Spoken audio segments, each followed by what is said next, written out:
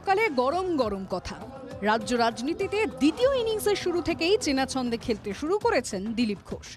এদিন জোড়া সভা করেছেন দিলীপ। প্রথমে রানাঘাট, দ্বিতীয় সভা ব্যারাকপুর। রানাঘাট মতুয়া অধ্যুষিত এলাকা। পরপর দুবার বিজেপি প্রার্থীকে লোকসভায় পাঠিয়েছে রানাঘাট। কিন্তু এসআইআর নাকি মতুয়াদের মনে কিছু বিভ্রান্তি তৈরি করেছে।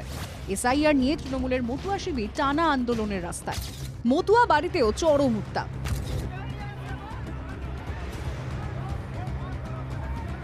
দিলীপ ঘোষ বলছেন, সমস্ত সমস্যার মূলে মতুয়াদের মধ্যে তৃণমূলের বিভ্রান্তিমূলক প্রচার।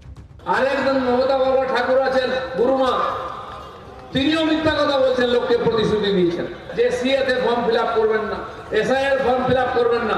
আমি ওনাকে জিজ্ঞেস করতে চাই, আপনি এমপি, আপনার মেয়ে এমএলএ, আপনার ফর্ম ফিল আপ করেছেন কিনা? আপনারা করবেন, ভোটার হবেন, ভোট লড়বেন, এমএলএ এমপি হবেন। আর গরিব জনতা তারা ভোটারও হতে পারবে না।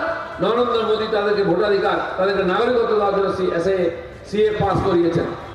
এদিকে বুধবার সকালে রাষ্ট্রপতি দ্রৌপদী মুর্মুর সঙ্গে দেখা করবেন শান্তনু ঠাকুরের গোষ্ঠী। সূত্রের খবর, মতুয়াদের নাগরিকত্ব নিয়ে আলোচনা হবে বৈঠকে।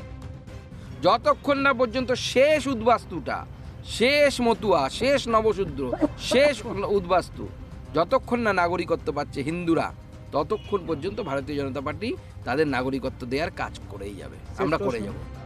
সকালে রানাঘাটের পর সন্ধ্যায় শিল্প শহর ব্যারাকপুরে সভা দিলীপ ঘোষের। সেখানে শিল্পের হয়ে সওয়াল দিলীপ ঘোষের। এখানকার ইন্ডাস্ট্রি খারাপ, কলকারখানা বন্ধ, মূলত জুট ফ্যাক্টরি, এখানে কারখানা বন্ধ, নাহলে ধুক করছে, নতুন চাকরি হয় না, চাকরি চলে যাচ্ছে, আগে যা ওয়ার্কার ছিল তার চেয়ে কমে গেছে।